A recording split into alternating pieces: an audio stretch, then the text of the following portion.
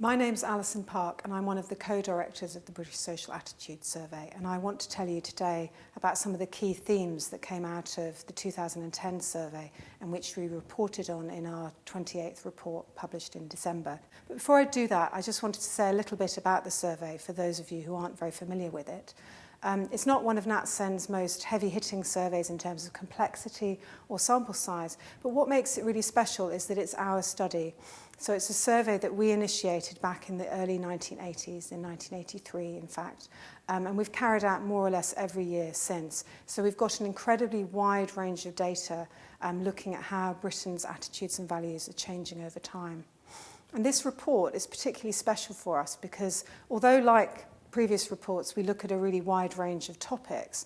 What's different this time around is that the report findings are being made freely available online. So for the first time, people who are interested in a particular topic can simply go to a website, download that chapter. They don't have to pay anything for it. So what I'm going to talk about today are some of the key themes that came out of the most recent report. And there's really three that I want to focus on. The first is a belief that government doesn't necessarily have all the answers when it comes to addressing some really common social problems. The second is a question over what our findings say about the extent to which people see themselves as having common interests with other people, or whether instead people are taking a slightly more self-interested approach. And then finally, I'm going to look at the extent to which there's evidence that British democracy is under real pressure from people. So the first theme is really a sense that government doesn't have all the answers. And this isn't something that's particularly new in 2010. It's something that we've noticed over the last decade of the survey. So there's one example of this in the next slide that I'm going to talk about, which looks at people's attitudes towards redistribution of income from the better off to the less well off. And what we found is that although people are really concerned about inequality, support for trying to redistribute income from those groups has actually fallen over the last 2 decades.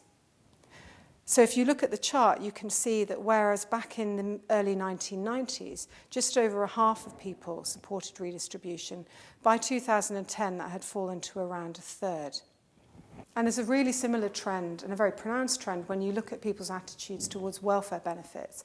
So this is something that those of you who've worked on BSA for a long time will be really familiar with.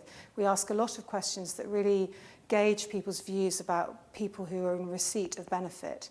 And the figures on the slide show the proportion of people who take the view that unemployment benefits are too high and they put people off finding work. And what you can see here is that over half of people take that view now, which is nearly double the proportion who did so back in the 1990s. So there's been a really clear trend there towards people being less sympathetic, if you like, to those who are living on unemployment benefits. We also had a very good chapter that was looking at people's views about child poverty, both in terms of the prevalence of child poverty and in their views about the causes of child poverty. And what we found here is that although people see government as having a really key role in trying to address child poverty, when you actually ask people what they see the kind of key causes of child poverty as being, a lot of the answers that they give really relate to individuals and their parenting choices and decisions. So, for example, 3/4 of people mention drug and alcohol problems as being one reason why children live in poverty, and nearly 2/3 mention parents simply not wanting to work. So what we've seen so far is some examples of the way in which Britain is moving away from what you might call social democratic values to something that, although it recognises the importance of government, doesn't automatically see government as having all the answers and is tending to emphasise the importance of self-reliance and individual responsibility.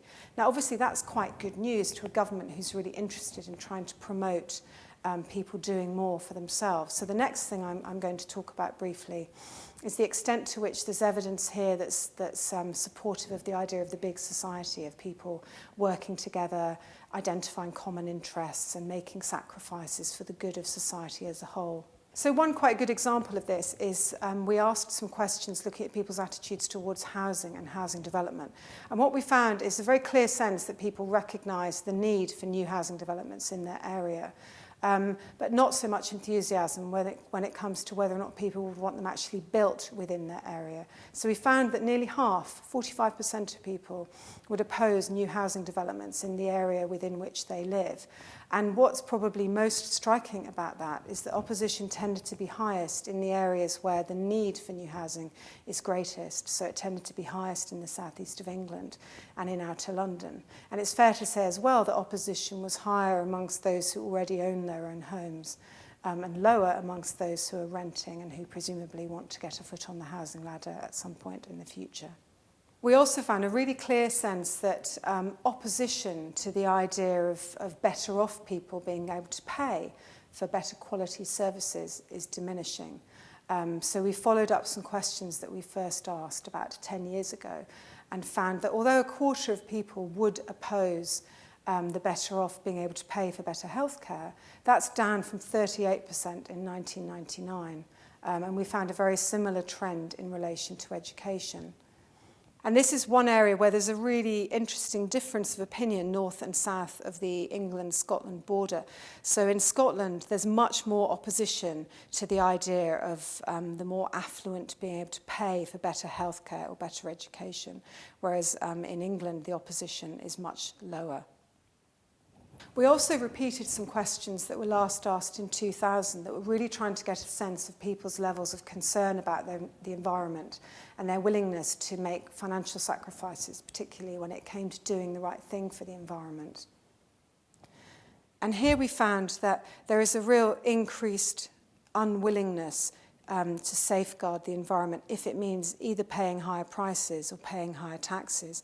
So back in 2000, a quarter of people said they'd be unwilling to pay higher prices for the sake of the environment. But by 2010, that had risen to 43%.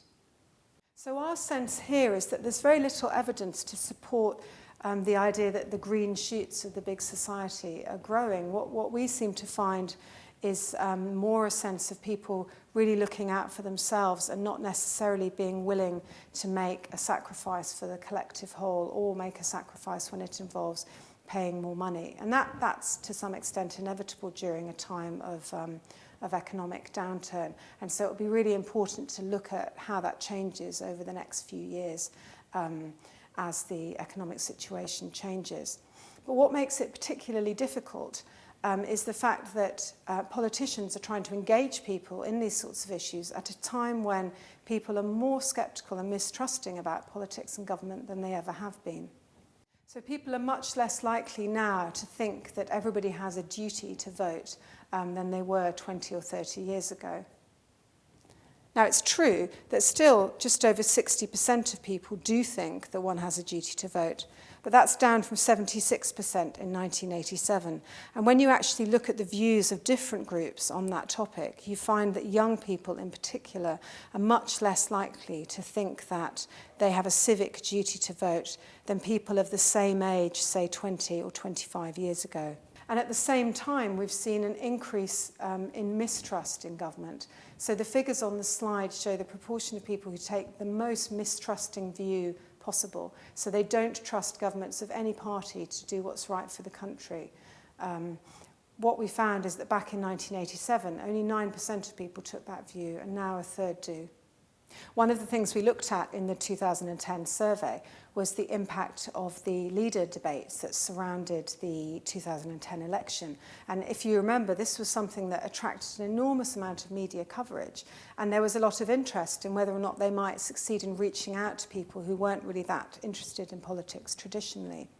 However, what we found is that although 3/4 of people who were interested in politics watched at least one of those debates, only around a quarter of those with little interest in politics watched one. And so it's questionable whether or not they really managed to engage the people who are less interested and involved in politics. We also found particularly low levels of turnout amongst young people. So we found that amongst 18 to 34-year-olds, only 47% of them said that they voted in the 2010 election, and that compares to nearly 3/4 in 1997. Now, the big change didn't happen just in relation to the 2010 election. It actually happened at around the time of the 2001 election. But lots of people would argue that you'd expect the last election to have been much more successful in engaging people, and there's certainly no evidence from our survey that it managed to do that. So in summary, what we've found is a clear sense that government doesn't have all the answers, and a recognition of the importance of the individual in trying to look out for themselves. But we've also found very little evidence to point towards the idea that there are sort of green shoots of the big society in terms of people working together and making collective sacrifices for the common good. And then the third strand is really this general background point about the difficulties for politicians of trying to lead the country at a time when people are more mistrusting and sceptical about politics than they have been in the past.